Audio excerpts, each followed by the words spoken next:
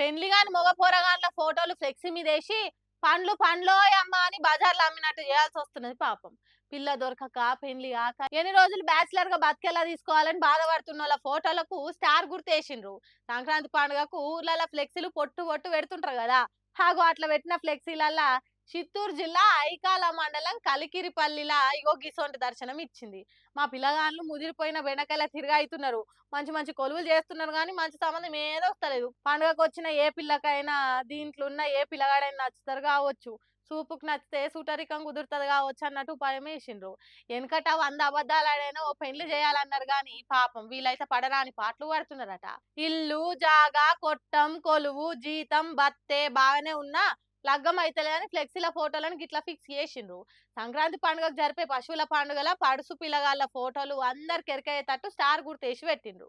మరి అటు నుంచి పోయే ఏ పిల్ల మనసన్న వీళ్ళ మీద పడకపోతుందా, మగధీర సినిమాలో మెరుపు వచ్చినట్టు మనసులో ఎవరికన్నా శమక్కున మెరుపు మెరవకపోతుందా అని ఆశపడ్డారట. ఈ ఫోటోలల్లో ఉన్నోళ్ళ బొమ్మలు మళ్ళొచ్చే సంక్రాంతి నాటికి స్టార్ గుర్తు లేకుండా కావాలని, నెత్తి మీద 4 అక్షింతలు పడి వచ్చే ఏడు పండుగకు పెండ్లాం పిల్లలతో రావాలని కోరుకుందాం. కానీ ఆడపిల్లల్ని కడుపులనే చంపేసి మగ పౌరగాన్లనైనా కనాలనే ఆలోచన చేస్తే ఎసొంటి కష్టాలు వస్తాయో అది మొగోళ్ళకే తిప్పలవుతుంది అనేది ఇప్పటికైనా అర్థం చేసుకోనని అంటారు ఈ ముచ్చట తెలిసిన పబ్లిక్. ఫోన్ ట్యాపింగ్ కేసు మీద మాజీ మంత్రి హరీష్ రావును విచారణకు పిలిచిండ్రు కదా పోలీసులు. దాని మీద బీఆర్ఎస్ పార్టీలు కాంగ్రెస్ సర్కార్ మీద, సీఎం రేవంత్ రెడ్డి మీద పంచులు జోకులు సురుకలు చమత్కారాలు వ్యంగ్యాలు ఓ తీరొక్క తీరు తిట్లతోని పొట్టు పొట్టు ఆడుకున్నారు అనుకో రాదుండ్రి. ముందుగాల మాజీ మంత్రి BRS party working president KTR మాట్లాడుకుంటా తాను చెడ్డ కోతి వనమంతా జరిపిందంట. అట్లాగా రేవంత్ రెడ్డి గారు ఆయన గతంలో దరిద్రపు కొట్టు పనులు చేసిండు కాబట్టి, దొంగ పనులు చేసి దొరికిపోయిండు కాబట్టి, డబ్బు సంచులతో దొరికిన దొంగ కాబట్టి అందరూ కూడా అదే బుద్ధులు ఉంటాయి అనుకునే ఒక పద్ధతుల్లో ఆయన వ్యవహారం కనబడతా ఉంది. ఆయన కంటిన బురద అందరికి అంటాలని చెప్పి ఆయన పాపం తాపత్రయపడుతున్నాడు, తహతహలాడుతూ ఉన్నాడు. అదృష్టం అందలం ఎక్కించిన బుద్ధి మాత్రం బురద బుద్ధే రేవంత్ రెడ్డిది. అందుకే ఈ దిక్కుమాలిన పనులు చేస్తూ ఉన్నాడు. 2 సంవత్సరాల నుంచి సాగదీస్తున్నాడు ఫోన్ ట్యాపింగు. నేను ఇవాళ అడుగుతా ఉన్నా రేవంత్ రెడ్డిని, ఎందుకు ఒక్క అధికారి కానీ ఒక్క మంత్రి కానీ లేదా స్వయంగా హోంమంత్రి ముఖ్యమంత్రిగా ఉన్న ఈ రాష్ట్రంలో ఒక్క అఫీషియల్ ప్రెస్ మీట్ ఎందుకు ఉండదండి ఫోన్ ట్యాపింగ్ మీద? ఒక్కరు బయటకు వచ్చి ఎందుకు మాట్లాడరు? ఎన్ని రోజులు లీక్ల మీద బతుకుతావు? జరిగింది తప్పు అంటున్నావు, ఏం తప్పు జరిగింది చెప్పు. ఇంకెన్ని రోజులు లీక్ల మీద బతుకుతావు? ఎన్ని రోజులు లీకులు ఇచ్చుకుంటా ఫలానా వల్లదైంది, ఇదైంది, అల్లమైంది, బెల్లమైంది, పనికిమాలిన లీకులు తప్ప ఒక్క అధికారిక ప్రెస్ మీట్ ఈరోజు వరకు ఉందా? వీళ్ళు మర్చిపోతున్నారు. హరీష్ రావు గారు అంటే ఎవరు? హరీష్ రావు గారు మీ మొత్తం క్యాబినెట్నే అసెంబ్లీలోనే ఫుట్బాల్ ఆడుకున్నాడు కదా. మీకు సబ్జెక్ట్ రాదు, మీకు తెలియదు పీకది. ఆయనతోనే అసెంబ్లీలోనే అందరి ముంగట్నే తిట్లు పడ్డారు మీరు. 8 మంది మంత్రులు దెబ్బలు పడ్డారు మీరు. అట్లాంటి ఆయన ఇయ్యాలన్నట 5-6 పోలీసు అధికారుల మీద కూర్చోబెడితే ఏం ఫరక పడుతుంది?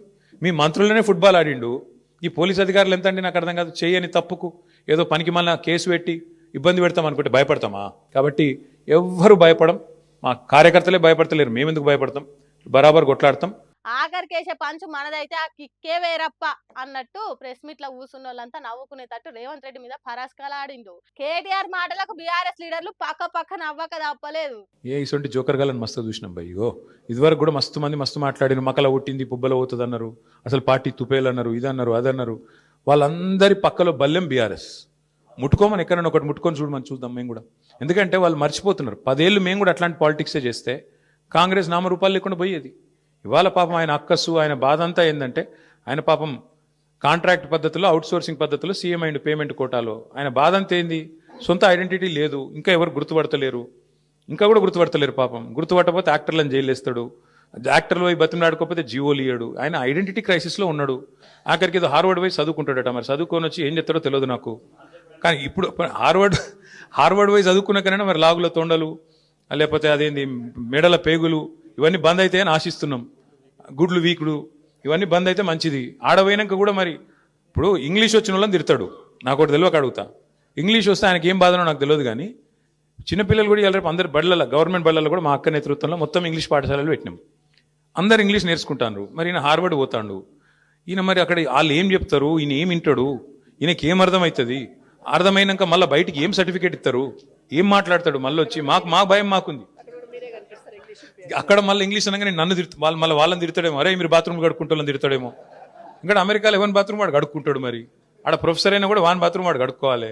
కాబట్టి మరి ఈయన పోయి ఏం నేర్చుకుంటాడు, ఏమవుతుంది చూడాలి. మరి 30 తారీఖు నాడు నేనైతే అనుకుంటున్నా రేవంత్ రెడ్డి గారు కొత్త మనిషి వస్తాడేమో.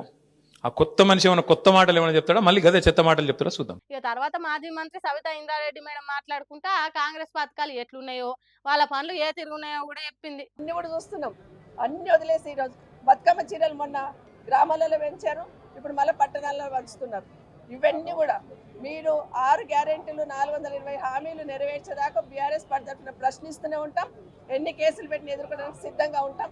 నిజంగా మీకు దమ్ముంటే, మీరు నిజంగా నిజాయితీ పరులు అయితే సిట్టింగ్ జడ్జి, సుప్రీంకోర్టు సిట్టింగ్ జడ్జితో ఎంక్వైరీ చేయించాలని ప్రభుత్వాన్ని డిమాండ్ చేస్తా ఉన్నాం. ఇక ఇట్లా సర్కారు బీఆర్ఎస్ పార్టీని ఆగం చేయాలని అన్నట్టు కాకుండా బీఆర్ఎస్ పార్టీయే కాంగ్రెస్ సర్కార్ని ఆడుకునే కార్యం అన్నట్టు నడిచింది ఫోన్ ట్యాపింగ్ సిట్ విచారణ ముచ్చట. పాపం కాంగ్రెస్ వాళ్ళు ఓటు అనుకుంటే ఇంకోటి అవుతున్నదని అంటున్నారట బీఆర్ఎస్ పార్టీ వాళ్ళ పంచులు పవర్ఫుల్ స్పీచ్లు చూసిన వాళ్ళు.